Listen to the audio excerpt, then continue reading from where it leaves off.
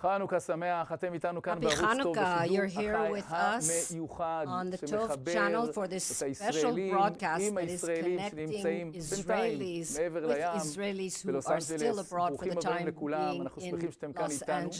ואיתי יחד הערב מראיין אורח גולן פרידמן, שהוא גם עיתונאי, תסריטאי, איש עסקים, 17 שנים ב-LA ועוד מעט בירושלים. שלום לך גולן, 17 years in LA, soon back in Jerusalem. Good evening and Hanukkah Sameach to you, Golan. שלום, שלום. Hanukkah Sameach to you. ממש, השמחה היא של כולנו, שמחה משותפת. אנחנו בשידור חי, זה אומר שאתם יכולים לכתוב לנו, ולדוגמה, ויקטוריה כתבה לנו חג שמח עם איזה לב מתוק, ודליה כתבה לנו שלום רב, אורית ניסן גרינפלד ודליה והמשפחה בלוס אנג'לס, מאחלים בהצלחה, יישר כוחכם על הפצת האור מישראל, וערוץ טוב חברים, עורך כנס שבין התאריכים 5 לינואר עד 12 לינואר, בתאריך עברי שלנו זה ה' בטבת עד י"ב בטבת, שימו לב, בעבר נאמר שבט, זה ה' בטבת עד י"ב בטבת. הכנס הגדול של ערוץ טוב, מפגש והעמקה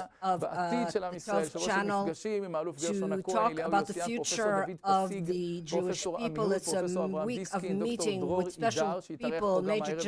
גרשון הכהן, אליהו יוסיאן, פרופסור דוד פסיג, פרופסור עמינות, פרופסור אברהם דיסקין, דוקטור דרור עידר, שהתארח פה גם הערב בשידור שלנו, דוקטור מורי בן-חמו, דוקטור מרדכי קידר, שגם הוא יהיה Professor Avram Diskin, Professor Dror Eidar, Dr. Morty Ben-Chamo, Dr. Mordechai Kedar, Smadar Hila Shmueli, Noga Arbel, Gali Bat-Chorin, an amazing one-time experience. You can join the conference. The link is here below the player. לערוץ הזה להמשיך להיות עצמאי ומעלה את כל האמת הישראלית על השולחן מכל גווני הקשת, מאפשר דיון פתוח, חד ולפעמים גם נוקב, ואנחנו זקוקים לתמיכה שלכם. הקישורים כאן מתחת להנהגן, לייק לשידור החי עוזר להפיץ אותו, אנחנו בפלטפורמה של יוטיוב, ואנחנו מתחילים. אנחנו דווקא נמצאים בחנוכה וזה מאוד מתאים, It's Hanukkah now and it's very suitable now, 14 months after the terrible massacre. And I would like to read to you, Golan, a song by Shlomi Shabbat, the words by Micha Shidi.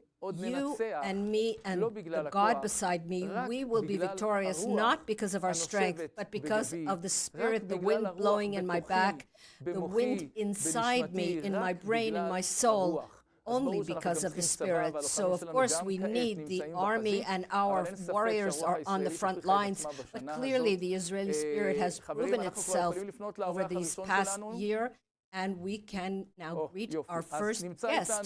So we have with us our first guest this evening, Major General in the Reserves Uzi Dayan, a former Deputy Chief of Staff and National Security Advisor for two governments. And Major General Uzi Dayan, Happy Hanukkah. Thank you for joining us. Happy Hanukkah. And we are not forgetting that we went to a funeral today of Amit Levi, Captain Amit Levi. And yes, from Shomria. So the Hanukkah candles you can see here in this war, they are sometimes also yahrzeit candles.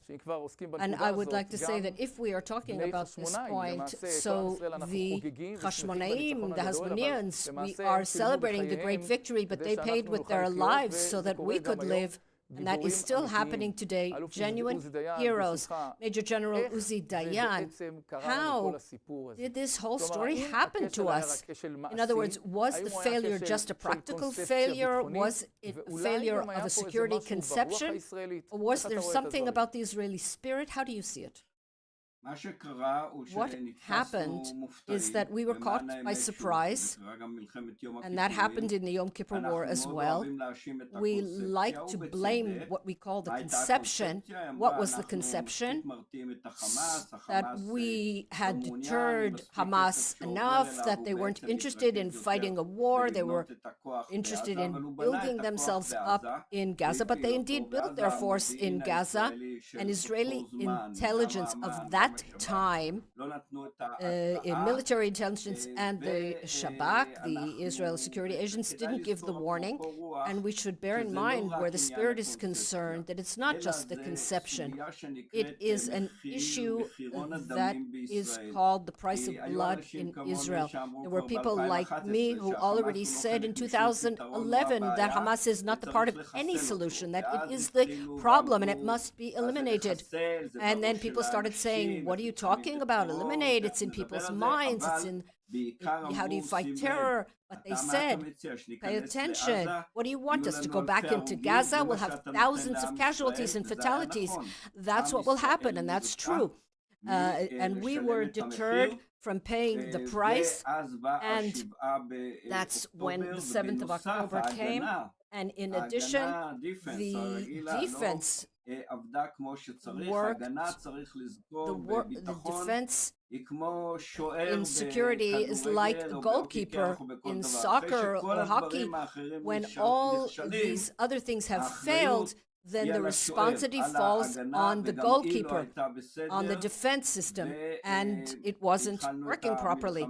And we started this war in a terrible situation with communities being overrun and Israelis being abducted. I was a commander for 17 years in Sayeret Matkal. I know what it means to release hostages, to rescue hostages. But we haven't received signs of life, and we're not speaking to the abductors. We're talking with all kinds of go-betweens. And so we began in a very bad way. After more than a year, we are in a much, much better strategic situation. You spoke about the spirit.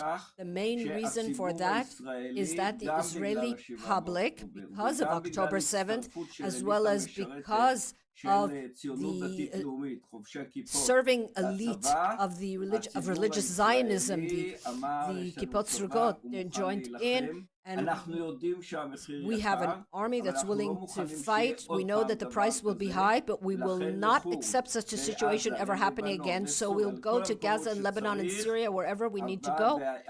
And we know that there will be a price to pay, but we are willing to pay that price in order to really be victorious, to bring home the hostages, and so that this situation will never be repeated again. But as you said, we can say that what surprised everyone and also raised everyone's spirits, including the political and military leadership, was the warrior spirit of the fighters and a lot of spiritual awakening, and that raised the spirit of everyone. This is Hanukkah, after all.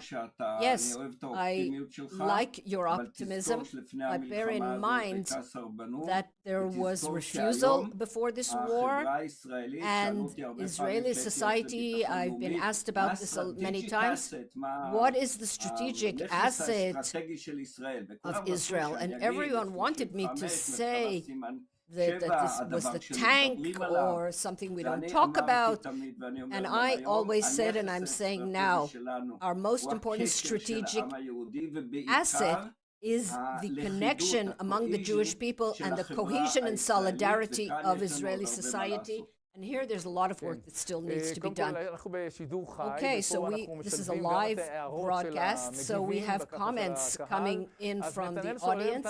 So Netanel asks us if we are competing with Patriotim, the program on Channel 14. So we cooperate with them a lot, and we do a lot of things together between 12 and 14. But this is a special live broadcast that is being shown at this time, so it will be convenient for Los Angeles time. We're very happy to see them with us here. We have Golan Friedman here with us, who lives in LA now, an Israeli, and he is participating in this broadcast. And this broadcast is also being translated into English simultaneously. You can go in and hear this whole broadcast in English. Major General Uzi Dayan, how do we fight this terror? First of all, this terror is modern terror. It's not the same as the 100 years of terror in the past. It has unique characteristics now, and one of them is that this terror is a standoff. It is rocket terror. It's for quite a few years now.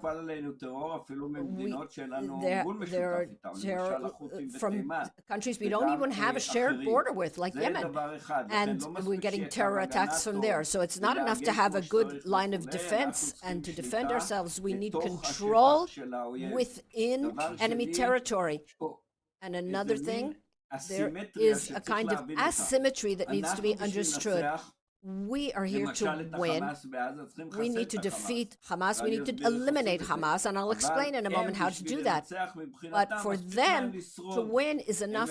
For them, it's enough to survive. They're not trying to defeat the state of Israel. They want the terror not to endanger our citizens and not allow us to live a normal life. So the war on terror is characterized by historical time frames.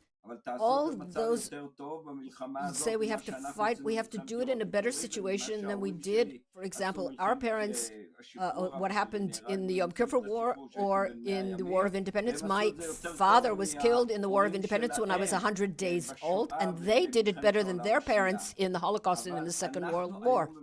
But we are today in a much better strategic situation, and where the terror is concerned, we'll have to keep fighting it. We have to understand Iran and its strategy, the octopus strategy. It has these tentacles, but its tentacle, it has in the south, is almost done with, and in the north, Hezbollah is also done with. Syria is no longer a force to be reckoned with, and Iran is relying on the Houthis a bit, who are a terrible nuisance, but they're not on the level of defeating us, God forbid, and they are trying to continue to aspire to obtain a nuclear weapon, what the Sunni countries call the nuclear Shiite weapon. And that's the situation today. We have 5 different fronts in the south, in the north. Lebanon and Syria I'm putting together, or what was Syria, may it rest in peace. And we have Judea and Samaria and the Jordan Valley. Very, very important. In the depth, we have Iran, the hinterland is in Israel, and those are the fronts that we are engaged on. And we have the international arena and the internal Israeli arena. And we, on all these fronts and arenas, we will have to continue fighting. We are in a much better situation than we were at the start. And we can bring a victory, but we need to continue and persist in the fighting. We have a donation from Netanel Ben Yishai. Thank you for broadcasting at this time, he writes. Yes, we're very happy to do that. We want to connect all the people, the Jewish people. We have a question from Golan, who is at the moment in Los Angeles. Go ahead, Golan. Major General Dayan, thank you for this overview. I feel as an Israeli who supports and follows with great concern everything that is happening. We as Israelis here in LA, we can support, but the vast majority of us don't send our children to the army. There is the Garin Tzabar, but most of us don't do that. And so our ability to express an opinion was almost always come from the point of departure that we can only support, soft support. And if I found myself in LAX loading suitcases with equipment for soldiers in the airport, and I saw many Jews and Chabadniks, religious and not religious, everybody in the Jewish people enlisting to do what they can. I would like to hear from you. A lot has been said about this generation of regular soldiers, how they are as soldiers. What we saw in the early months was surprising to some extent, amazing, actually, the connection and devotion to the roots and the way they set out to fight out of faith, out of a Jewish perspective. It felt, at least the way I saw it, that made something that made all the difference. Could you develop that further? Yes, you said a lot regarding the question what you out there can do. I would start, first of all, by saying that the Jewish and Israeli communities are not exactly the same in most places in better that it would be. And another thing is to come to Israel, even if you're not planning to come on Aliyah right away. I think more than 60% of the Jews in the United States have never visited in Israel in their lives. And that's why it's important to come. And the birthright program, more than half of those who come are children of Israelis abroad. But for the purpose of the discussion, we have in Israel many things where you could help even from afar. First of all, security is, of course, will be the central issue in the coming decade in all the places that I have mentioned. And we need a much larger army. Once somebody said we need a small, smart army. No, we need a big, smart army. We are in many more fronts than we were in the past. The last time we fought on 2 fronts was in the Yom Kippur War. I remember I was both in the Suez Canal and on the Hermon, on the Syrian border. And now we have more fronts, and they're all important. And another thing, in order to be a bigger army, we need more soldiers serving. Every year in Israel, there are more children reaching the age of service, but we need that everybody serves. And when I say everyone, I mean everyone, not only the Haredim. I am also talking about those who managed to dodge the draft, and I'm also talking about Arabs. What I'm saying is that national service or military service will always take priority, and it must include everyone. That is one of the most important challenges we have before us, and we're not handling it well enough. And when it comes to politics and all the ideological arguments, we need to remember the whole country is a front, and in that case, the whole nation must be an army, must be part of the army. I, for example, learn the Daf Yomi every morning, and I'm not pretending to say that that's the best solution, but I'm just saying that we can combine things. And another thing is that, for example, there are armaments and munitions, and I was among those who did the prioritization of, there was also the stationing here of NATO munitions, CENTCOM of the U.S. Army. And then we have a lot of hopes pinned on the new administration in the U.S. that there will be much more here. We need to rebuild all the border areas. That's the Lebanese border and the Western Negev. They don't like to be called the Gaza periphery. It's true in the Golan Heights also, and also in the Jordan Valley. That's our eastern border. And from now on, there's something that we need to stop talking about, and that's the 2-state solution. It's no longer a subject for discussion. Ben Gurion once said something very nice. He said there are ideas that we need to kill, bury, and make sure they don't come back to life. And that's very important. And I was also the head of the Security Committee in all the Israeli talks, in addition to other positions with the Palestinians and the Syrians. Major General Uzi Dayan, for someone like you, we need at least an hour. So I'd just like to finish this thought. And we will have to to understand that the Jordan Valley is our eastern border. Arafat came up with the idea of the two-state solution. Hamas buried it, and we have to make sure it never comes back to life. And we must be much more Sparta than Athens. Not everybody likes that in Israel, but if you don't like it, what I say to you is we'll have a combined program. We'll call it Spartuna, or Spartans. Moshe Mizrahi from Los Angeles writes, he says he watches us regularly and likes the content, and we have Gil and Nissan in connection with what you said.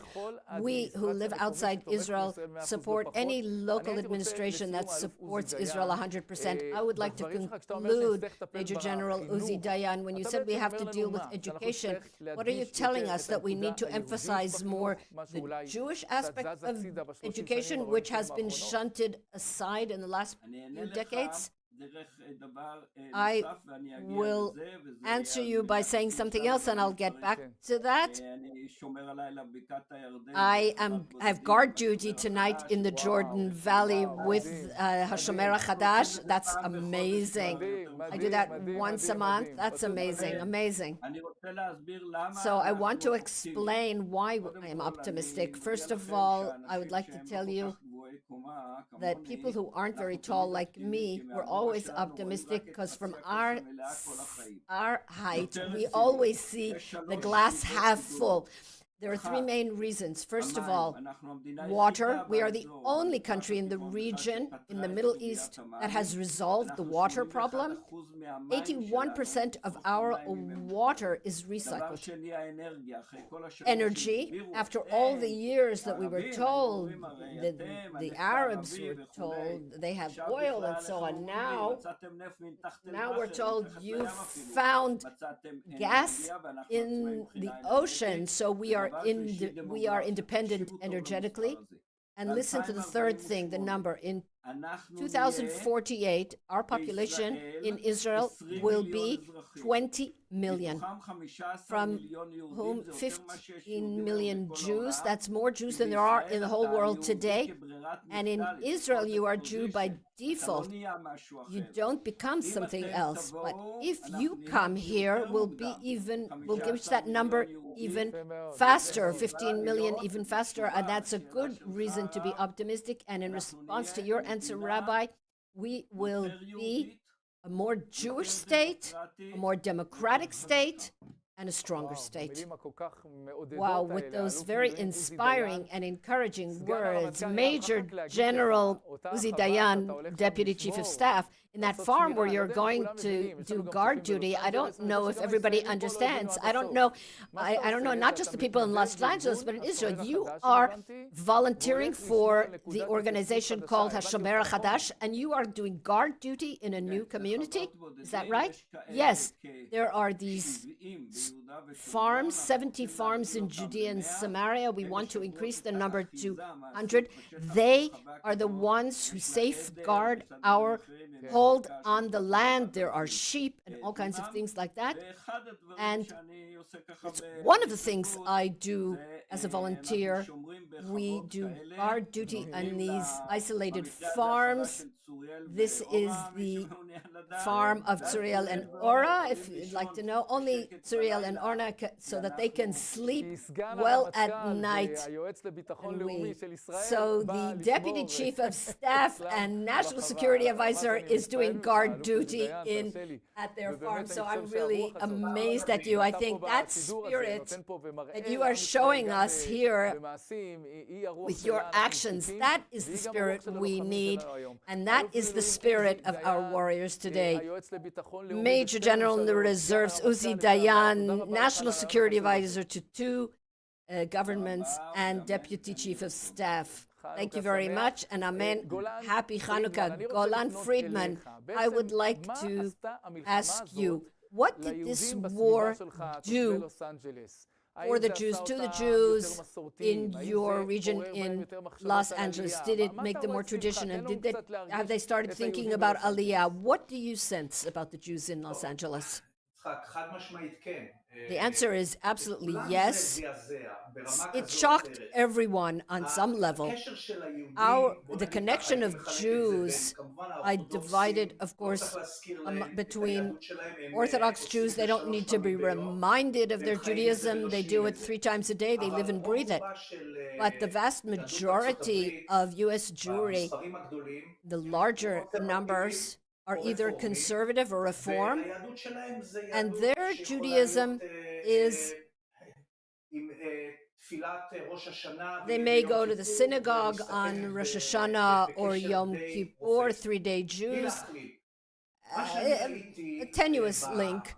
And what I have seen, that the moment things started to get out of control and anti-Semitic things happened here and anti-Semitic rallies began here in the city, the question that is in the air here is, where do we go? What do we do as Jews? What is our identity?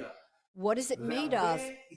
And many people started looking and tried to see what their relationship is with Judaism. These are cosmopolitan Jews who fly around the world. They're not connected to Israel or to the people, but they are now going to Kfar Aza and helping with the renovations there. There are study groups of Jews who want to understand what it means to be a Jew, what's involved about our history and roots, and also people who simply want to know and understand and get to know more. And in that sense, this channel is doing a wonderful service by bringing high-quality, in-depth content with speakers, the finest speakers who bring this information to those who are seeking it. I would like to ask you a more practical question. 1 million Olim who came from Russia not only changed the whole GDP of Israel, but also the per capita income. You'd think it would go down with so many people coming. On the contrary, imagine what 1 million Olim from America would do. Or even just these Israelis who did relocation, if they relocated back home. Do you understand what 2 million, 3 million could do? Do you understand what that could do for the state of Israel? What are the chances that in light of the enormous anti-Semitism we have seen rearing its head in America, what are the chances of that kind of aliyah on that scale? That's the 1 million Olim question. If you ask Edi Greenstein, who established the Reut Institute, he concluded that there are over 1 million Israelis here in the USA. So the claim was that the Israelis who live here are an asset for Israel by being here as ambassadors. But, we can argue about that. I don't think that realistically 1 million Israelis will come back to Israel. We can, of course, pray that that could happen. I have to cut you short because we have attorney Ziv Maor with us, our next interviewee. He is the head of the news division in Galei Israel. He also broadcasts here. He's a host here. Thank you for joining us. Chanukah Sameach. Happy Chanukah. We are after 14 months of war, when it's clear that a legal struggle is going on here, and you've spoken about the legal reform and what Aaron Barak did. I'd like to ask you on Hanukkah to take a unique perspective. How do you see it, and how, if you could explain, how do you see the whole story of how the High Court of Justice took over Israeli sovereignty? Is it just a matter of spirit, of culture, of state of all its citizens? I think that the focus on a state of all its citizens is missing the main point. The set of values of a state of all its citizens is a value-based one.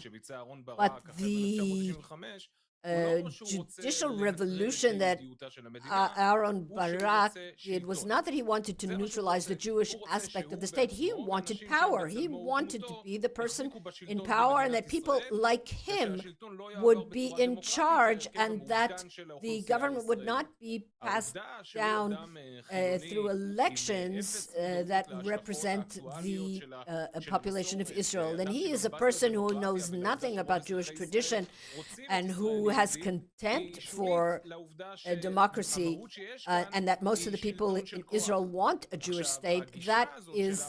It's a matter of power here. His approach is an anti-Jewish approach. When we look at the democratic anchor of the Jewish thought, which is the idea that of majority rule, and we think about the source of the knowledge, that is a divine source, a clear divine source. And Jewish tradition, even when we have that story in the Talmud, that even when a voice comes from heaven, the decisions are made here on earth, and that is democracy as Judaism understands it. And Judaism, as Aaron Barak understands it, how the current left says, is that only the right kind of people, only people who have certain qualities that are reflected only in the fact that they belong to a certain political camp, they are the only ones who have the right, who are worthy of making decisions. That is the essence of the judicial revolution and the connection between him and the Jewish state and its mechanisms.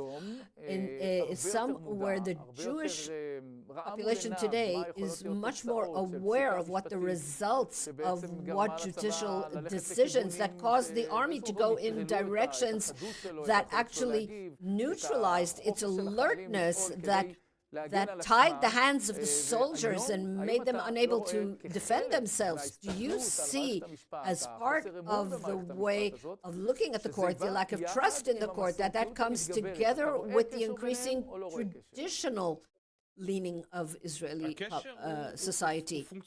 The connection is functional, yes. The people, the citizens of Israel are trying to defend themselves from the tyranny of the judges, and they're doing it on all the fronts that are being attacked by this. And one of the most important fronts is the Jewishness of the state. And this is being attacked by a tiny minority in Israel that, for historical reasons, has a majority among the judges and is post-national and takes a negative approach of religion and has progressive views of gender and so on. And what the Jewish traditional society wants to promote is not a halachic state. It's not a halachic approach. It's freedom for every community and everyone to live as they wish. And based on the current demography of the state of Israel, it's now a more religious state. For example, when the High Court of Justice rules that if someone wants to learn in the university by gender separation, it's forbidden. The High Court of Justice is coercing its views on all the citizens of Israel, people who want to study in the academy, in the university, according to their lifestyle. And in other words, they're not saying, nobody is saying in Israel to force people who don't want to study with gender separation to do so. They just want to be allowed to live according to their lifestyle. And the court is actually not just against religion, it's against freedom of religion in the purest sense of the word. This is a special broadcast with the Jewish community of Los Angeles. And we have Golan Friedman here, who lives in LA, who's a businessman, a scriptwriter, and so on. And a question for Golan. The whole issue of the judicial reform is very hard for us to represent here, to be spokespeople for it. People want to understand the issue more deeply, and when they are told Jewish and democratic in that order, they cringe. And all their concerns of a country that may become racist, that is discriminating against minorities, it causes their, causes resistance. So how can you explain that that concern is not grounded? The tension between Jewish and democratic is an imagined tension. It's an invention of Aaron Barak. It has no foundation. The tension that Aaron Barak talks about, to use his words, is between Jewish and liberal. And liberal is, of course, a very complicated term that has many different meanings, but when we talk about liberalism, today, they mean actually what we call leftists, but I mean liberal as a philosophical or political approach. And there is a certain tension between individual rights, which is the essence of liberalism, and a Jewish state. Jewish religion, we know, is not racist. It is the least coercive religion from among the monotheistic religions, and the fear of that increasing the Jewish aspect will negatively impact the liberal aspect is unfounded. There is no tension between Jewish and democratic, and there's no fear for liberalism, because unlike Islam or certain aspects of Catholicism, there is no real tension between Judaism and liberalism. Jews take upon themselves restrictions out of a desire. They decide not to travel on Shabbat or to eat a cheeseburger. It's because they want to observe the commandments. And there will never be any initiative to decide, for example, that there will only be kosher food in Israel to forbid travel on Shabbat. That would never happen. And so the Jewish aspect does not threaten the liberal aspect. That is fake. And they only say that because they're afraid of Judaism and because of their desire to force the vast majority of the Jewish population to coerce their ideas, which are minority ideas, and it has nothing to do with Judaism, liberalism, or democracy. How do you explain that what is democracy is presented as dictatorship and vice versa? And overseas, people think, just as you have now explain the question, people think that this is going to be a coercive state. Somebody has sold them a lie. I have to say that 2 years ago, when they started the reform, I said, there's a problem with the campaigns. They have campaigns, you have to start. And they said, you're right, but they didn't do anything. Is that the problem of selling the idea, or is there something else? How did it happen that the left's campaign succeeded so well? The Israeli right has a problem explaining itself, and the failure to explain the reform is not the most serious mistake. The most serious mistake is explaining the position of our position in the Israeli-Arab conflict. If we look, for example, at the struggle in public diplomacy during the current war, we have said that the Arab enemy massacred us, raped our people, and abducted our children and old people. And the left said, the Hamas said, the IDF did to us what they say we did, and they said from the river to the sea, Palestine will be free, or Muslim, or what depends on what language they're saying that slogan. In our public diplomacy arsenal, we don't have a response to from the river to the sea. They say, what we need to say is from the river to the sea, Israel will be Jewish, and that means Jewish, liberal, and tolerant. And the people that we have placed in charge of diplomacy are unable to say those things. From the river to the sea, the land of Israel will be free for Jews, will be Jewish and free, liberal. And they look at that as colonialist, they don't believe it. And whenever it's said, all those people who are the target of the public diplomacy want to hear that message, and they don't hear the message that they want to hear. And back to the matter of the reform, I say that courts in Israel have taken power, and this is something that the government is not able to say clearly. Without saying what you are protecting democracy from, what is threatening democracy, and what requires you to take such strong steps. Yes, you have to say, the judges who have never been elected, we want them to stop being in charge. We don't want to point an accusative finger. They will never be on your side. You are perceived as someone who is not speaking the truth. Your words are very important. I'd like to thank you, Ziv Maor, for your words and wish you a happy Hanukkah. Happy Hanukkah. So the conference of Arutz Tov will be held from January 5th to January 12th. That is 5th and 12th of Tevet. This is the big conference of the Tov channel about the future of the Jewish people with Major General Gershon HaKohen, Eliyahu Yossian, Professor Dov Pasig, Professor Amihud, Professor Avram Diskin, Dr. Dror Edar, Dr. Mordi Ben Chama, Dr. Mordechai Kedar, and anyone who wants to join. You have the link under the player here, and you are invited to support Arutz Tov so that we can continue to be independent and to speak only the truth and openly. We are moving on to our next guest, Dr. Gadi Taub, who has a podcast called Shomer Saf, Gatekeeper. I'm sure everybody knows you. And we would like to ask you about the spirit of everything that is happening today. And I would like to start with the platform that enables the spirit of Israel to be disseminated and analyzed, and the great importance that independent media has, and the example of President Donald Trump, who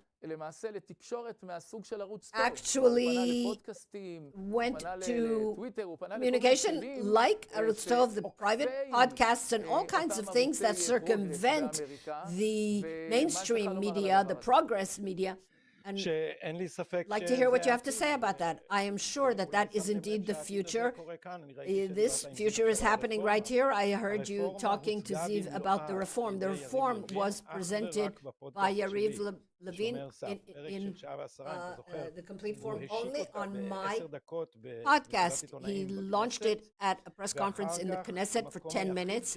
And after that, the only place he was interviewed for 70 minutes and discussed every detail of the reform was on my podcast. The mainstream media was very upset.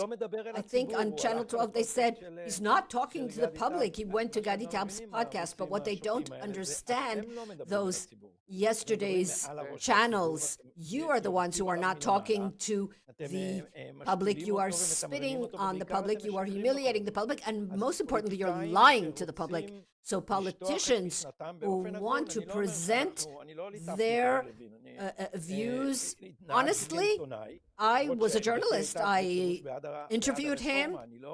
I'm in favor of the reform. I'm not a neutral interviewer. This is not a neutral platform. But it's clear why people come to places where they're allowed to express their views and they're given a fair chance to talk, and that's part of the advantage of the new media. Dr. Gadi Taub, you are a liberal, and you were once in the heart and core of the Israeli left, and at some point, based on rational analysis, and that's how people know you, as someone who thinks and analyzes, who delves deeply, and you reached different conclusions from the Israeli left, and you reached a turning point in your life, I would like to ask you, when I look at the Israeli left, I see people like you whose eyes have been opened in light of this war, and they understand that there is a problem, and they've changed their way of thinking. But I see other people on the left who relate to that leftist worldview as a religion. It's a dogma. That's it. They got this law on Mount Sinai, and they cannot move right or left from it. What do you say about that phenomenon? Yes, when I was in the left, I was a Zionist, and I would like to emphasize that.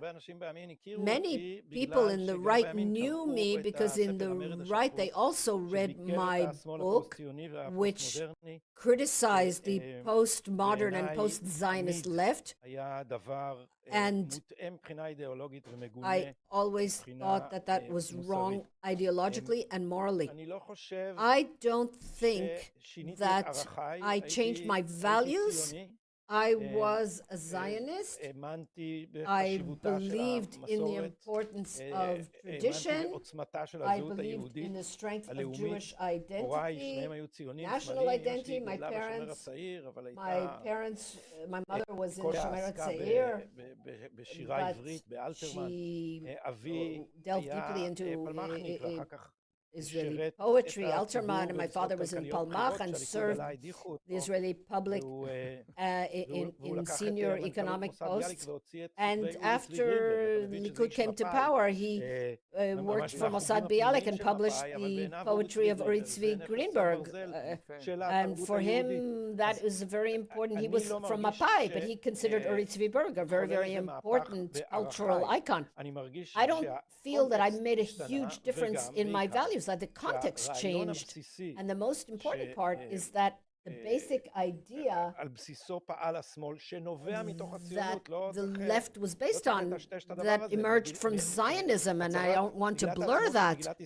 The Declaration of Independence of the State of Israel says that it is the natural right of the Jewish people to be like every other people that lives in their sovereign land. So we also have the right to an independent state like all other peoples.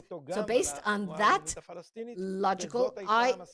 logic, I applied it to the Palestinian people too. And I thought that was the obvious conclusion, that it was a universal right.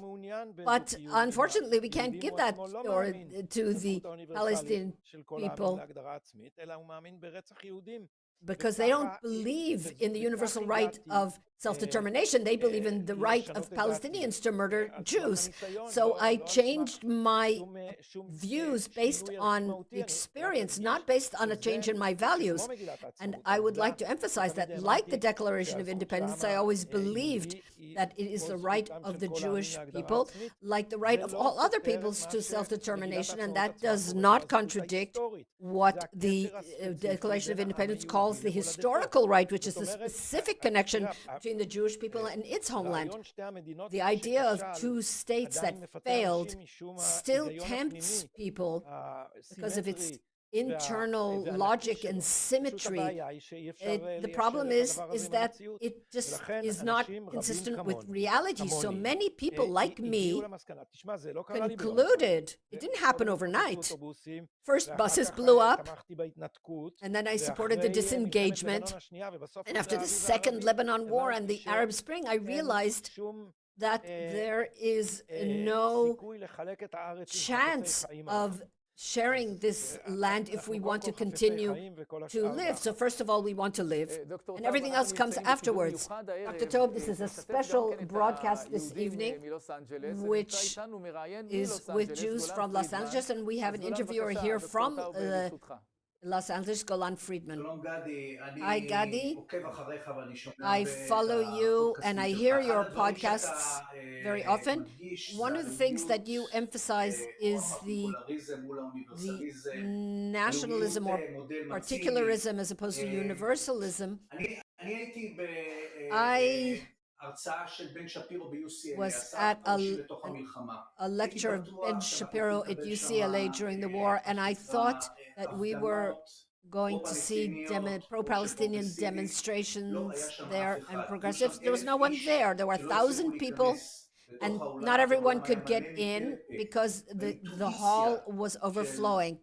And many of the people there believe that this natural right of a people to self-determination in its own country is natural, and anyone who undermines that is making a moral mistake. But how does Zionism, how do we turn to the world? How do we reach out to the world? It is a bridge to other nations.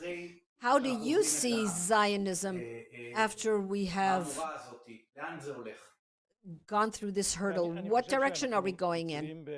I think that we are involved in a struggle between two perspectives on the Israeli-Arab conflict. In Europe, which is woke and progressive and leftist, globalist, the elite there wants to look at Israel as the last remnant of colonialism that European lands have forced on native populations. So in that framework, Zionism is an anachronistic, nationalist, 19th century movement, and that we should move ahead and progress towards global governments like the EU. That is one way of looking at it. Another perspective, which has been presented very clearly by Prime Minister Benjamin Netanyahu presented very clearly to both houses of Congress. He said, we are not a remnant of the 19th century. We are the vanguard of the West in the face of the subversive, terrorist, Islamic, jihadist, radical Islam. And the war that we are fighting here in Israel and in Gaza is the war that you are fighting in Paris and in Berlin and in Malmö in Sweden. It's the same war, it's the same threat. The hate towards us is the same as the hate towards you. They burn Israeli flags and they also curse Europe and they rape your women, your LGBTs, and we are here. As the Prime Minister said, we are fighting the war of Western civilization against barbarism. We are not the remnant that refuses to get with the program, as they say in America. On the contrary, Israel is the vanguard in the war between civilization and barbarism. This is a live broadcast of the Tov channel with Dr. Gadi Taub and Golan Friedman from Los Angeles. As Dr. Gadi Taub said, these channels and podcasts, these channels that allow people to talk and hold in-depth discussions and where different views approach, meet and can discuss each other respectfully. Your support for these channels, Tov channel and Shomer Asaf of Gadi Taub, we highly urge you to support Tov and the other channels. I wish everyone a happy Hanukkah. Dr. Taub, I'd like to ask you about the Jewish point.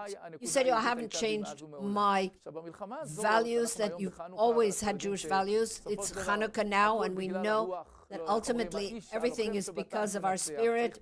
As we say, as they always said in the IDF, it's the soldier in the tank that is victorious, not the tank. And we saw what happened in this war. The spirit has raised everyone up.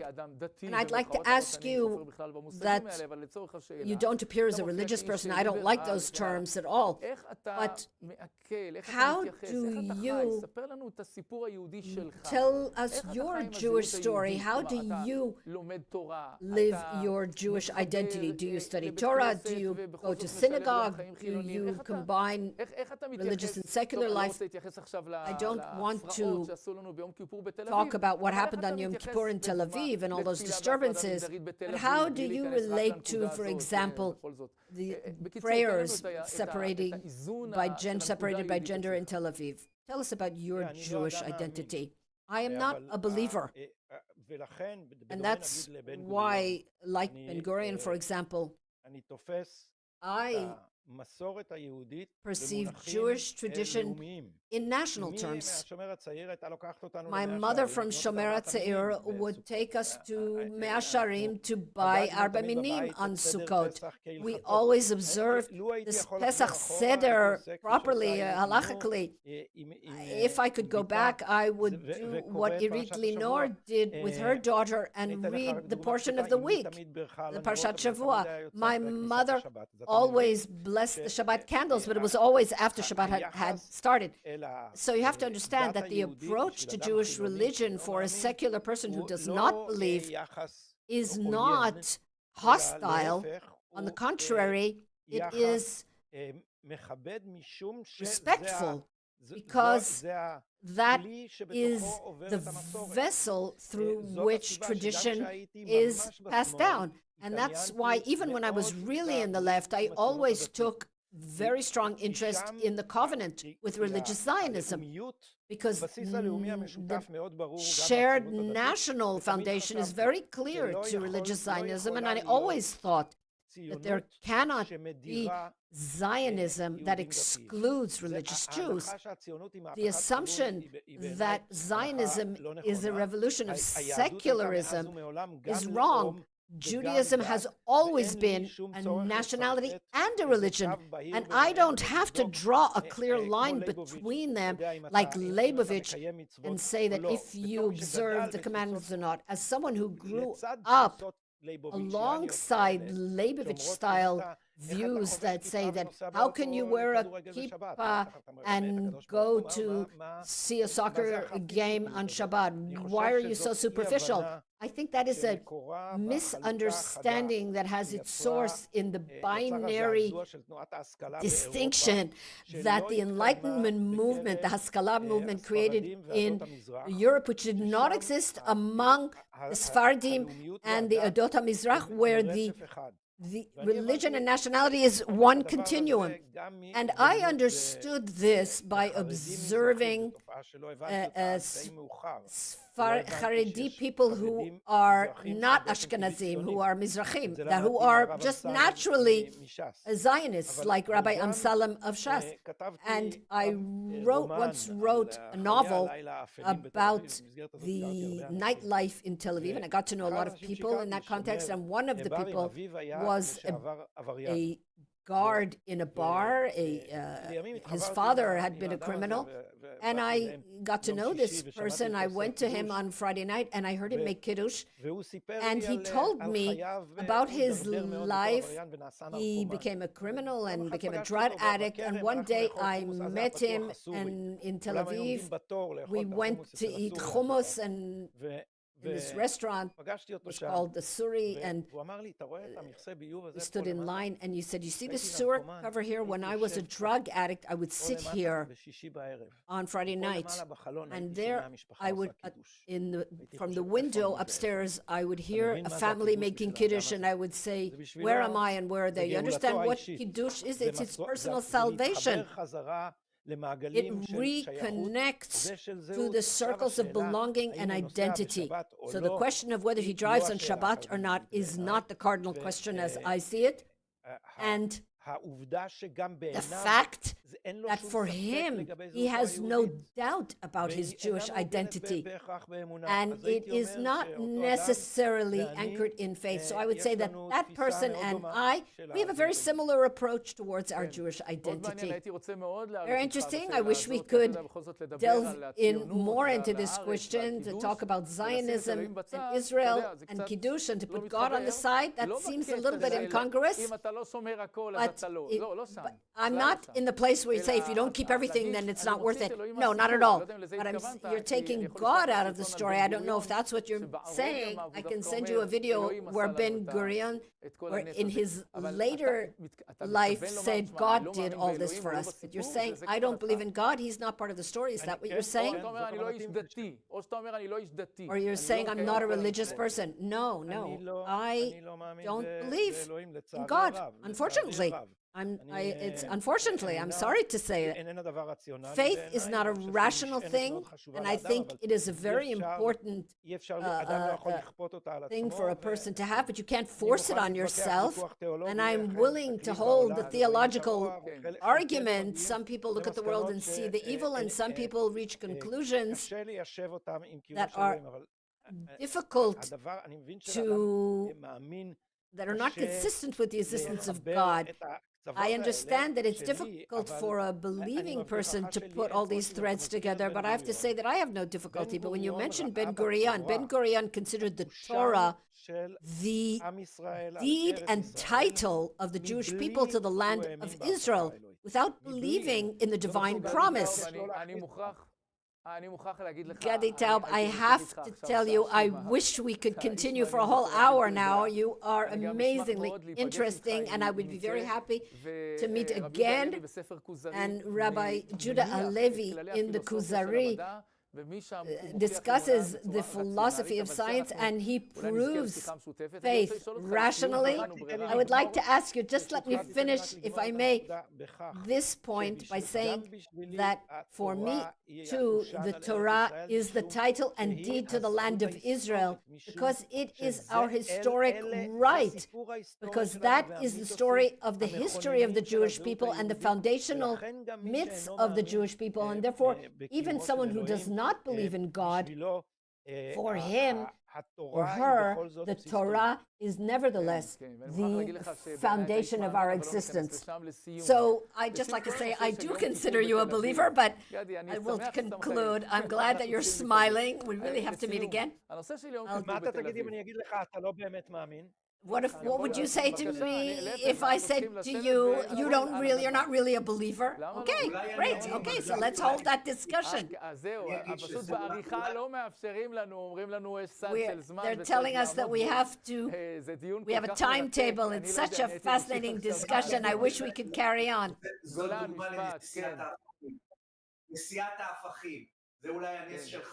This is perhaps the Hanukkah miracle. You can be a believer and also not a believer, but still be a full-fledged Jew. You may be wondering why I'm talking about Yom Kippur on Hanukkah. I'm talking about Yom Kippur because one of the big crises before the war was the Yom Kippur crisis in Tel Aviv. And I would just like, by way of conclusion, briefly, isn't that the least liberal thing, the most anti-democratic thing? Isn't that something, I don't know what to call it, it's religious oppression against the Declaration of Independence. Yes, of course, it's horrible. And it's based on a terrible misunderstanding of Zionism and of Jewish identity as a whole. And perhaps also it will add to your argument with me. I was among the organizers, separated by gender, in Tel Aviv, in the park in Tel Aviv. And first time in my life, I was at the prayers for the first time from the beginning to the end, because I said it cannot be that in the first Hebrew city, Jews will not be allowed to pray in public according to their own customs, something that would be unthinkable in Berlin. We would cry out that it was anti-Semitic. So I helped Ori Malabed and I supported him organize the prayer. I didn't participate very strongly, but I did call on people to come, and I helped because I believe, among other things, in freedom of religion. When you believe in freedom of religion and Jewish identity, then how can you allow Muslims to pray separated men and women, but not Jews?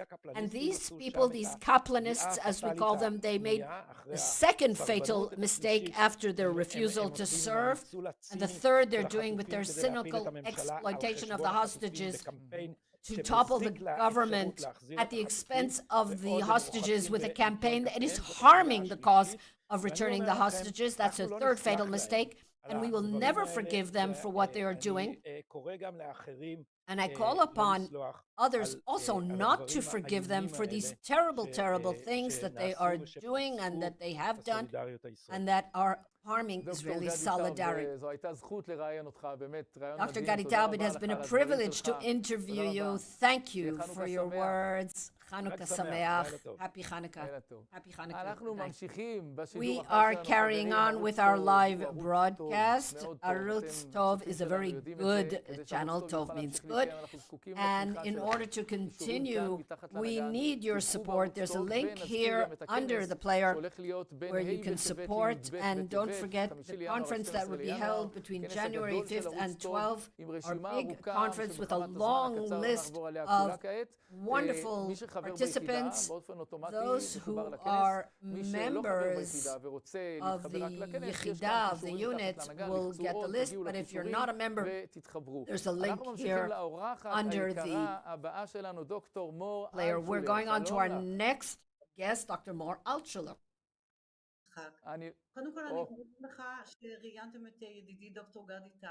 First of all, I think that Dr. Gadi Taub is one of the most important intellectuals in Western civilization in the 21st century, also a personal friend of mine.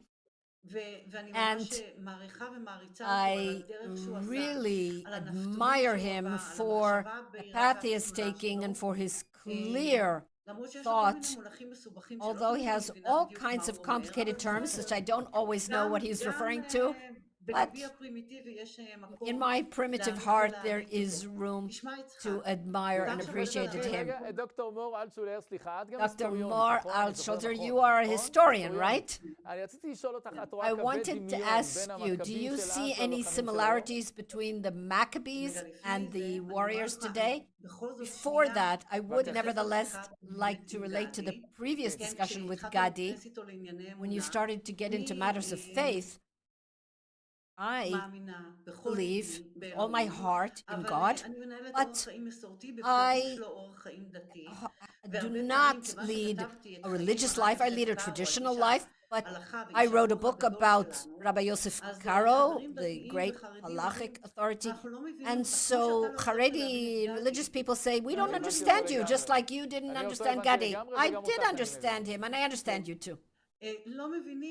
They don't understand why I don't observe the Torah. First of all, I said, I have a righteous husband. I leave being righteous to him. That's first of all. The second thing is my relationship with my grandmother would call God Gotenu. Gotenu is like a diminutive. It's like an intimate name for God. So my relationship with God, leave it to me and God. If there's absolutely, we didn't talk about that. With Gadi Taub, we didn't talk about your personal relationship with God is yours and no one else's. And with Gadi Taub, we didn't go there either. I just tried to understand. I don't believe in God, but I believe that the Torah is our foundation and so on. Just one more thing, if I may.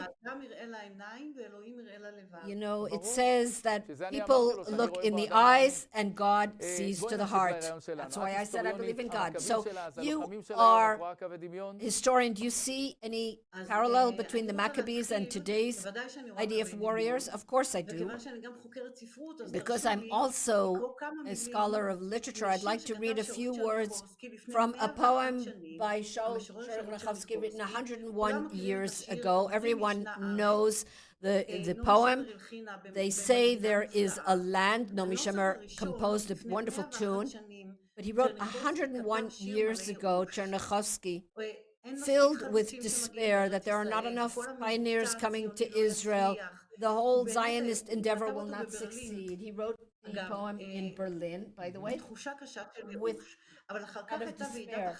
But then there was the Hachalutz convention in Berlin, and he added another verse, another stanza to the poem. And I think this will answer your question. So this pioneer arrives in the land of Israel and meets Rabbi Akiva. Hello to you, Shalom Akiva. Hello, Rabbi. Where are all those holy people? Where are the Maccabees? In other words, he's already come to the land of Israel, this sunburnt land, and he doesn't see the Maccabees. And Akiva answers him, the rabbi answers him, all of Israel are holy, and you are the Maccabee. And of course, it was written in that Ashkenazi accent. You are the Maccabi. You are the Maccabee. That is the heart of the matter. We are responsible not only for our fate, but we do what we can do, just as the Maccabees did what they can do, just as they said, who is for God, come with me, or will on my side. And the soldiers in every period, they are the ones, they take personal responsibility for our people. And as long as we have those soldiers who are willing to risk their lives and give their lives to defend the land of Israel and the people of Israel, like the Maccabees, then we cannot fail. We will not fail with these amazing soldiers because they are taking personal responsibility. Dr. Altshuler, this is a live broadcast with the Jewish community of Los Angeles, and we have Golan Friedman with us here from Los Angeles. Dr. Altshuler, I loved what you said. So, the 8 is Gibor and Tzaddik in hero and a righteous man in Gematria. I know that you also research Hasidism and Rabbi Yosef Karo. My perspective as someone who has lived here for 17 years with people whose connection to Judaism is not very strong, but they have a thirst for spirituality and to understand the meaning of life, the relationship with God. They have strong intuition, and we have a lot to offer them. But the education system, non-Orthodox school system, touches on these things very superficially. Do you think that there is a solution? Do you think, for example, that all the work of studying the inner Torah and Hasidim, is that something we can bring to people? Not only among Jews, but among Israelis. Those who are not connected to their faith are working against the odds. The Hebrew, the second generation don't always speak Hebrew. I would like to hear what you have to say. You are touching on a subject that Jewish historians in the U.S. call the Quiet Holocaust. Yes, the assimilation into American society. I had a teacher who called that post-Jewish. He said they're not really Jewish anymore. They're not something else yet, but they are not Jews. They're post-Jews. They view themselves as someone who is beyond Judaism. Again, Jewish American historians talk about that quiet Holocaust, about the disappearance of American and Canadian Jews gradually and sometimes faster through intermarriage. They don't know Hebrew. They grow remote from Judaism. These are difficult questions as a historian to know where it's going. Ultimately, there are so many different directions. Sartre said that anti-Semitism left Jews as Jews, and we are seeing a lot of anti-Semitism now in the U.S. too. But Sartre himself was anti-Semitic when he said that, by saying that anti-Semitism left Jews Jewish. Those who remain Jewish are those who want to remain Jewish. I started my book about Yosef Karo with the story about Shlomo Molcho, whose parents, his father converted to Christianity in Spain, and his mother was Christian, but he had this dormant Jewish root that awakened within him. He circumcised himself secretly because it was against the law to become Jewish or to circumcise. He didn't let anyone else take the risk. He circumcised himself in secret and fled to the east. He was eventually burned at the stake in Italy as a Christian who betrayed the Christian faith by going back to Judaism. And when he was asked on the auto de fe what he regretted, did he regret leaving Christianity and went back to Judaism? He said, no, the only thing I regret are the days when I was not a Jew. In other words, I believe in the eternity of Israel in the deepest sense, even if sometimes it feels as if the Great Spirit is sweeping Jews to assimilation, to leaving the Hebrew language, which is the basis and foundation of Jewish life and Jewish culture, and going distance from the Jewish people. I think the Great Spirit, as Bialik wrote, they were all carried away by the wind and the light, and the divine spirit remained alone in the Bet Midrash. At a certain point, I believe that the Jewish spirit, the Jewish light, the inner Jewish light, the Jewish conscience and morality awaken, and people come back to themselves and to their nation like a traveler who returns after many years home, about a man who comes back to his beloved after many years of wandering. That is what's happening to the people of Israel over many generations. We were scattered to all the winds, but there's a certain point that always brings us home. I believe that. I believe that. I believe in the Jewish spirit. Dr. Mor Altshuler, with those warm words, we must conclude very warm and precious words, very suitable for Hanukkah and for this special broadcast that wants to connect Jews from abroad with Israel.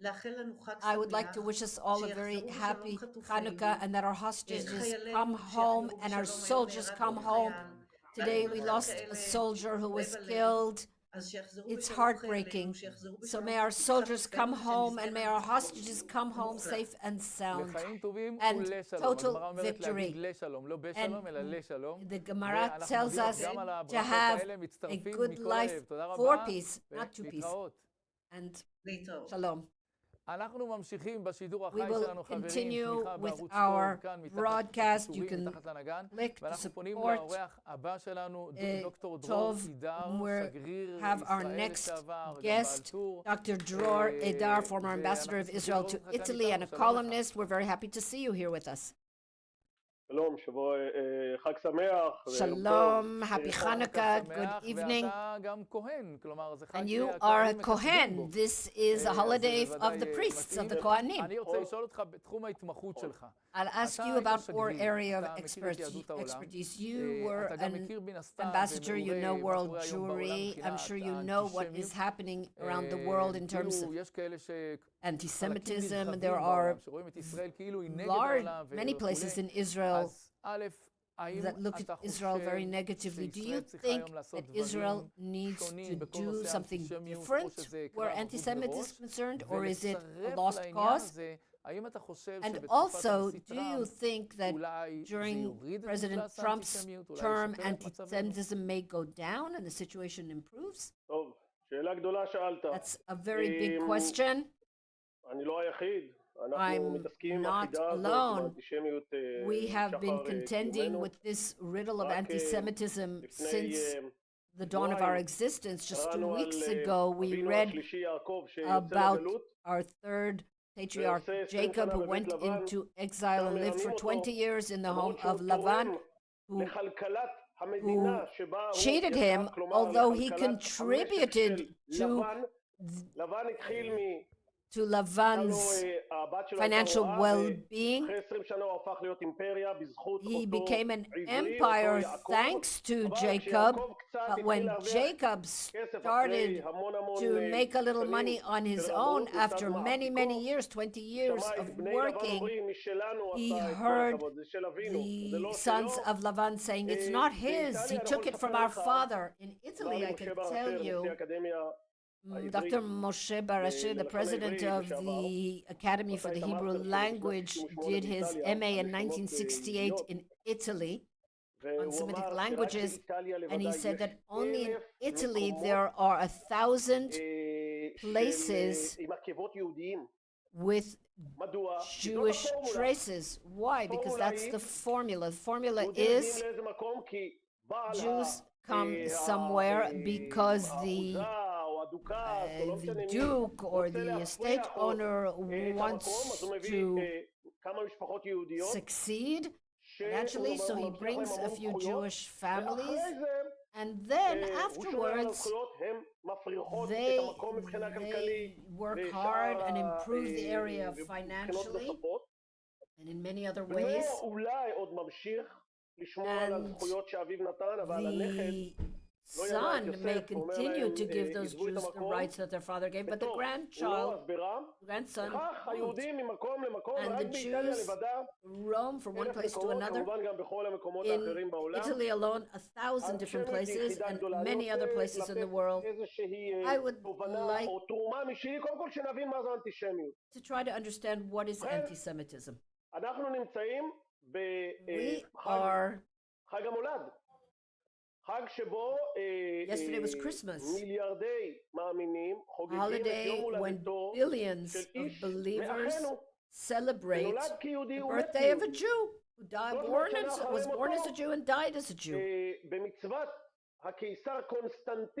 At the command of Constantine in a place called Nicaea, the sages of the Christians decided that person was actually God. And they celebrate that holiday. Now let's... What is the greatest trauma of the Western world? Crucifixion of Jesus.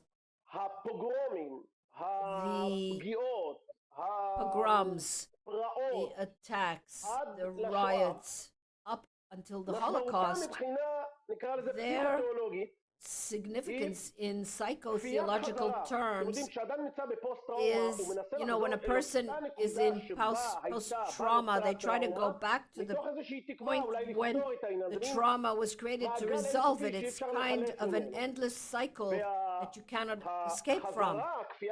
And this coercive return in these terms, in these psycho-religious terms or theological terms, is an attempt to crucify the Jews again. So what did Europeans see for the past 2,000 years? What is the foundational symbol of that culture? Crucified Jew. That is the role they assign to us in the global drama, is to be Jesus, to be on the cross all the time, to be victims. And what happened in the last few hundred years, especially with the establishment of the state of Israel? Let's think about it. The establishment of the state of Israel is that Jesus got off the cross, put on a talit, and returned to becoming a Galilean Jew, but now he's holding a rifle and will never again be crucified. The state of Israel symbolizes that Jews are no longer willing to be sacrifices, no longer willing to be crucified, and this disrupts the story of the West, or at least those people that don't like it. Israel is a theological problem for Catholics, for example. In the last month, Pope Francis has disseminated every day a blood libel about the state of Israel and about Jews. It started about a month ago. Headlines in La Stampa, the third largest newspaper in Italy, and spread to the whole world. And the headline said, we have to check if there's a genocide in Gaza. We're not saying there's a genocide, but you have to check. That's a blood libel. And then he continued to defend that. Just this past Friday, in a conference with cardinals, the הפיגורות הגבוהות body יותר that בהיררכיה הכנסייתית. elects the next pope, הוא חזר שם highest על אותן האשמות, והוא in the אמר church, שילדים repeated those בעזה accusations and נורים said, ממכונות ירייה. children in Gaza הוא are being חזר על shot by שקר, machine guns. שאחרי זה And he ביררתי עם דובר repeated צה"ל, שלא היה ולא a נברא. lie. הוא אמר He said that שהפטריארך הלטיני, כלומר נציג הכנסייה הקתולית the בארץ Latin ישראל, patriarch, in other words, the representative of the Catholic Church in Gaza is not allowed into Gaza, although he has been eye-checked with the IDF spokesman. He went in with humanitarian aid. Once again, there's that image of children being shot by machine guns, bombs, and schools and hospitals. And on Sunday, in San Pietro place he repeated the same lie again. לילה לפני חג המולד, אני כבר לא יודע מה היה אתמול בלילה, אבל לילה לפני חג המולד, שוב חזר על הדבר הזה במוסר. תשבו על כך. ממנו לקרדינלים, הקרדינלים לבישופים, הבישופים לכל כהני הדת, הנוצרים, הקתולים לפחות, בכל המיסות, הם צריכים חומרים לדרשה. Material for their sermons, and the Pope keeps repeating that lie. What's the meaning of that lie? The meaning is, and of course he had his picture taken where they reconstruct this, the birth of Jesus. The New Testament, at least in one version, says that Herod the king heard from the soothsayers that the king of the Jews was born, and because he couldn't find him anywhere, he ordered his soldiers to throw all the boys into the river. In other words, to kill all the Jewish baby boys in the area of Bethlehem. They're taking Jewish motifs. No. You are wrong. This endangers Jewish lives.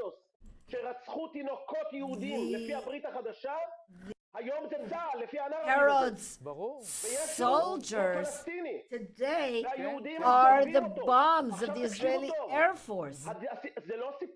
This is not a pagan story. It is today.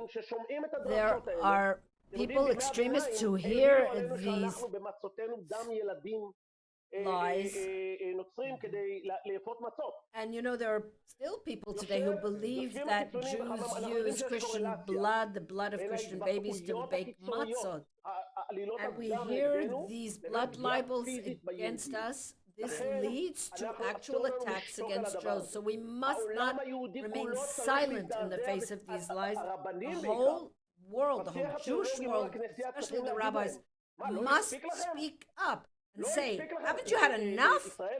Wasn't Yisrael Eldad, the late Professor Yisrael Eldad, a well-known philosopher, said, without the cross there would not have been a swastika. In 1958, there was a process started where the church would take responsibility, and eventually they published the Nostra Aetate, where they said, no, the Jews are still the chosen people, not what we said for many years. But here, today, the Pope is repeating the libels. Now this story, you have said the most important point here.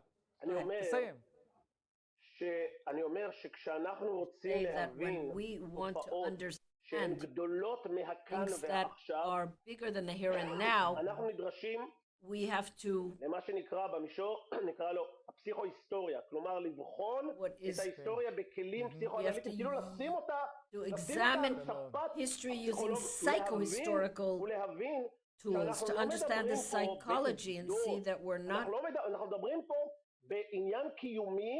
we're talking about an existential threat where certain parts of the Western world do not accept the new existence of the new Jew that lives in its own state. The Jew of Hanukkah is not the vessel of oil.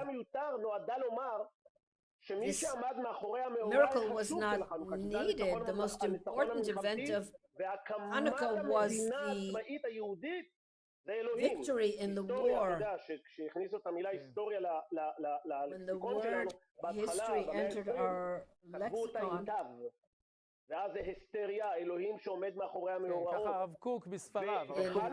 in Hebrew, it was written, spelled differently than it is today. History, today we write with a tet, and they used to write it with a taf, that it's hidden.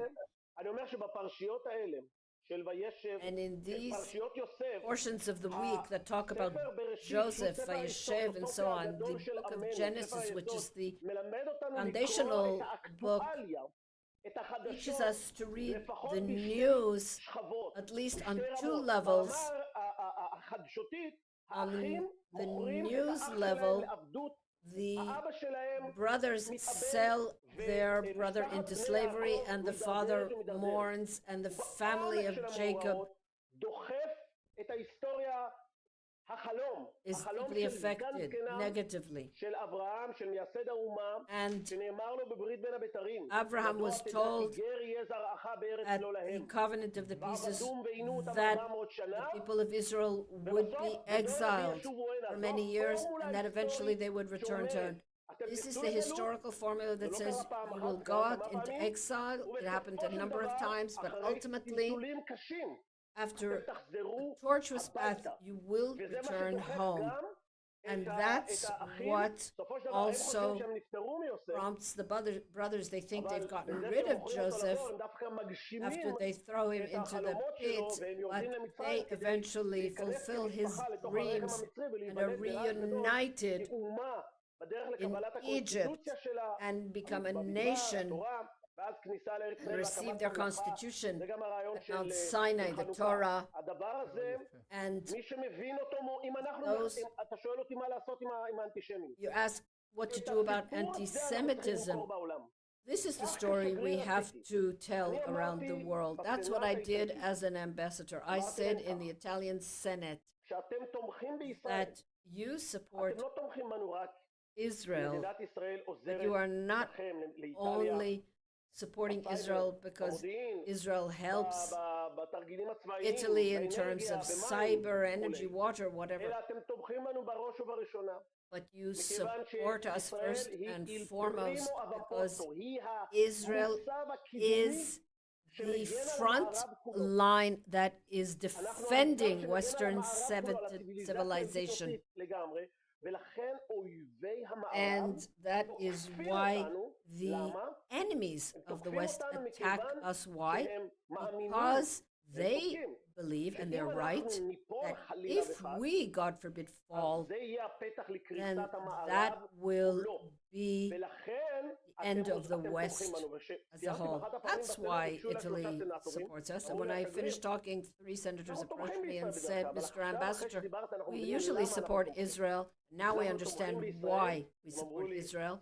We support Israel because we are Italian patriots. It is in our interest to support Israel. And we must tell that to the world, that the return to Zion is not just a particular individual matter of the Jewish people looking for safe asylum. That's just first aid.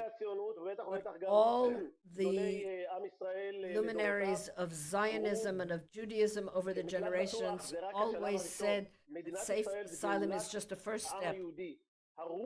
The redemption of Israel is a return of the Jewish spirit coming back to life. And that's why we give back to the world. How? Every year, I was invited in Italy to a very large conference where the most outstanding 100 students are chosen from all over Italy. I was the only non-Italian. I was invited twice to give the keynote lecture and talk about how they can learn from the Jewish people. And I spoke about the meaning of Israel as the startup nation. And how is it possible that in this small part of the world there are more inventions, more developments, more startup companies per capita than in any place else in the world? I said to them, in the 12th century, there was... I'm sorry, but we are... I'll conclude with this. Let me just finish this up. We have more time. I said to them that in the Kuzari, Rabbi Judah Levi talks about the land of Israel. What does it matter where you live? Why do you have to be in the land of Israel? And the answer is that the greatest talent of the Jewish people is prophecy. God speaks to human beings, and it only happens in the land of Israel. When we go home, I said to the Italians, then we are less involved in survival and we can address the spirit. And when we awaken nationally, our spirit also awakens. And where does it begin? What is prophecy? It is inspiration from above. And this happens, this leads to all these inventions, the developments for the world, the medical developments. The fact that there are so many new developments is for the benefit of humanity as a whole. So that shows that the return to Zion is not only beneficial to the Jewish people, it's beneficial to all of humanity. And so everyone should support the strength and defense of the state of Israel, because we are the hope of the world. And that's the story we need to tell around the world, together with the fact that I said we must not be silent. We must not be silent about what the Pope has been doing. We must attack those lies. In other words, we must talk about the return of Zion as the hope of humanity. Dr. Dror Eda, former ambassador of Israel to Italy, thank you very much. And happy Hanukkah. חנוכה שמח ובשורות טובות גם לאחינו, גם good news בתפוצות ישראל. אנחנו all מצפים לראות around אתכם the אצלנו world, בארץ. and we're looking forward to seeing you here in Israel as soon as תודה possible. רבה, Come home. להתראות. אנחנו ממשיכים בשידור החי שלנו, והאורח הבא שלנו הוא דורון כהן, עורך מעריב, עורך ראשי במעריב, עורך משותף. שלום לך, מר כהן, שלום לך. The editor of Mariv, good לילה טוב, evening to you. אנחנו מאוד שמחים ומאוד מעריכים We're שאתה כאן איתנו. very happy to have you with בואו us. נשאל אותך שאלה קצרה, אבל גדולה מאוד. הדיקטטורה הליברלית, The liberal קווים לדמותה. dictatorship. Tell us about it. הזכרת לי עכשיו, עשית לי אסוציאציה. I have an association with what you said, with the אז dictatorship of the אפשר לומר proletariat. שאתה יודע שאם פעם And say that if האנשים האלה היו הפרולטריון, אז הם דיברו על דיקטטורה של הפרולטריון. we were once part of עכשיו the הם לא proletariat, they talked בפרולטריון. about the dictatorship of the proletariat. סוג של Proletariat, but דיקטטורה now they're no longer the אחרת. אבל תראה, מגייסים את האידיאל לאינטרס, זה מה שאתה אומר פה. מסדרים את אני You're יודע התנועה. saying שאתה they've ממש- turned an ideal into an המעמד interest? השתנה, היום השמאל The לא status has נמצא changed. במעמד The left הפועלים, is הוא no נמצא longer יותר a במעמד working class. They מעמדים are אחרים. different לזה ה-deep state class. ודברים It's called the כאלה. deep state and things like that. תראה, אני אגיד לך, אתה יודע, מישהו יכול לשמוע You know, אותי מהצד ולהגיד, מה אתה You מדבר, can, דיקטטורה, people השתבשה might לך hear what I'm דעתך, saying. What are you talking about? A אתה מדבר? dictatorship? אבל אני... But בוא נעשה סדר בדברים. let me אני חושב explain. I think שבאמת that קשה מאוד it's very להביע דעה difficult אחרת to express an בחוגים opinion. האלה. יש שם אחידות מחשבתית נוקשה ביותר. There is such rigid uniformity of thought. You're not allowed to say anything different.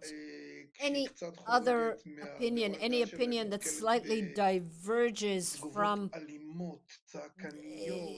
is the response is violent reactions. You see it every day. You see it in the corridors of government. We're seeing something that I find very difficult to understand and describe or even believe that it exists. There are people, I look at them like a jury. They made their choice. If tomorrow they elect Benny Gantz or Yair Lapid or Bennett, I think that that choice will be respected. But now they're not respecting the choice. There is a process of delegitimization. It started long before the legal reform. You know, I don't want to...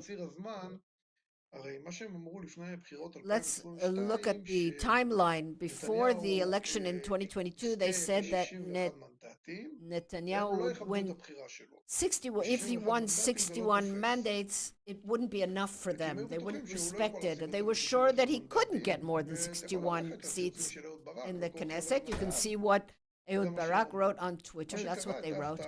But what actually happened was a big surprise, although it's only 3 seats different, but 64 mandates they were in shock for a month. And it seemed as if they were respecting the results of the elections. Unfortunately, the government wasted that month. Instead of quickly forming a government, striking while the iron was hot, they took their time, and a process of delegitimization started. And it doesn't mean that it's not allowed to criticize the government. Of course it's allowed, and I wouldn't want to live anywhere where it wasn't allowed, but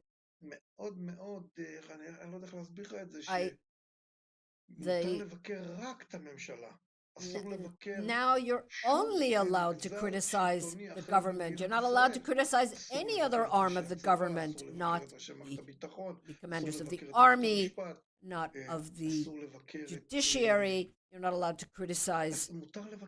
You can criticize only the government. I've written about this a few times, that if an alien were to land in Israel, and if he was asked to report, he would say that David Amsalem was the chief of staff on October 7th, Miri Regev was the head of military intelligence, and Shlomo Kari was the commander of the Southern Command, because it appears that all the responsibility is on them. It's ridiculous. It's ludicrous. People like... It's like blaming Victor Shem Tov and Israel Yeshayahu, politicians from the past, for the Yom Kippur War. I'm very disappointed with the level, intellectual level. I'm very disappointed. Of whom? You mean of the commanders of the army, or those people demonstrating on Kaplan Street? I'm very surprised at the high level of the public. They are often treated with contempt. No, I have the greatest respect for them. But it's what is often called the elites. I don't like that word, but I think there's a kind of stagnation there. They remind me of the Catholic Church in the Middle Ages. Not that I was around then. They say, who gets indulgences, they decide everything. They decide science even. It reminds me, again, I wasn't alive then, I've read about it. The trial of Galileo, that, he claimed that the earth was a sphere, the earth is round, and he was, they refused to listen to him. He was condemned. It took hundreds of years until they were willing to listen to the truth. These are the symptoms of a primitive and unintelligent society. I'm not criticizing anybody's opinion. Everyone has the right to their opinion. But the discourse, the level, you also see the...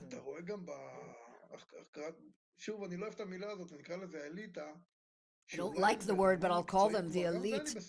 You know, they may be on a high professional level. I'm not quite sure about that. But intellectual level, it's just not high. They are not, they don't sound intelligent. They present themselves as the enlightened ones. Doron Cohen, we have with us Golan Friedman from Los Angeles. This is a live broadcast with Jury from Los Angeles. Ask your question. In the election, here, we saw how Trump, what he did, I think what made the biggest difference was that he sat down with Joe Rogan for 3 hours, you know, kind of like our Daddy Taub, and spoke to him at eye level, and America listened. And various people on the left realized that perhaps they were fooled. And channels like CNN and MSNBC, they suddenly felt weak at the knees because they realized that the mantra didn't hold water anymore. What are the chances that something like that could happen in Israel? As the editor of Maariv, how do you see that? Look, I was very surprised, pleasantly surprised, by how the American public received the results of the election. I live here, and it affected how I didn't think they would accept the results of the election, just like here they don't accept the results of the election. But we see that the American public is behaving maturely. They're good sports, and they're expecting the results. If we look at the elections in 2016, then I would agree with you. Because what happened in 2015 and 16, we look at Netanyahu in 2015 and 16 and Trump, we saw them. Netanyahu was fighting on Facebook and Trump on Twitter. They were fighting alone, the whole mainstream media, and they won. So, in other words, you can defeat the mainstream media. It took a side. Perhaps there never was an objective mainstream media ever, but you can see that they only do investigative journalism on the right, of the right, never of the left.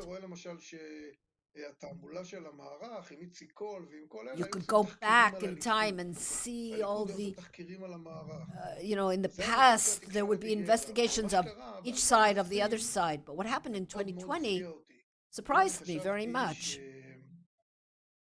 I thought that direct democracy of the social media networks was defeating the mainstream media, but we saw the media fighting back and hitting back at both Netanyahu and Trump, and that shows that it has a little bit more fight left in it than I thought. I think that media needs to report the truth and be balanced. And if you do an investigation, I'm not saying don't do investigative reports of Sarah Netanyahu, but do of everyone. If you want to do an investigation of the sex life of Yossi Cohen, the former head of the Mossad, but he's not the only one that has, skeletons in his closet in that respect.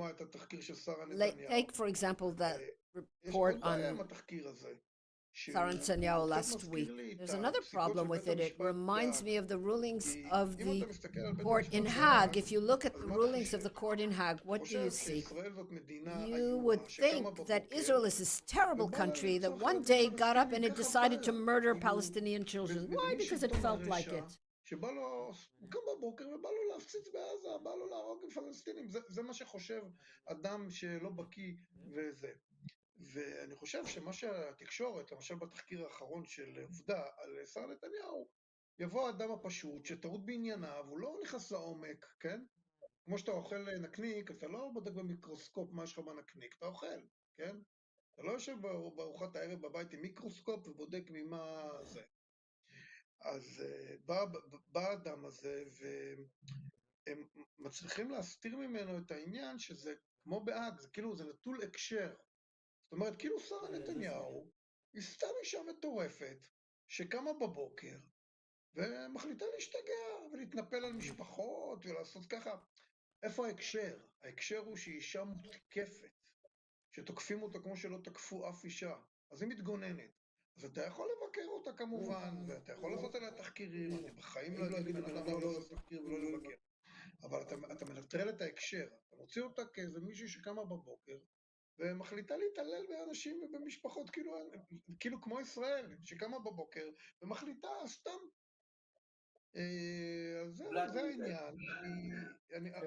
לסיכום השאלה שלך, אני רק אומר שאני מאוד הופתעתי ומאוד שמחתי מהתגובה הבוגרת של הציבור האמריקאי. אני מאוד סקפטי לגבי הציבור פה, כי הציבור פה שלא מקבל את כללי המשחק, הוא אמנם לא ציבור, הוא לא הרוב, הוא ציבור מאוד מאוד חזק, והוא מוכן להקריב הכל. הוא מוכן להקריב הכל בשביל הדבר הזה.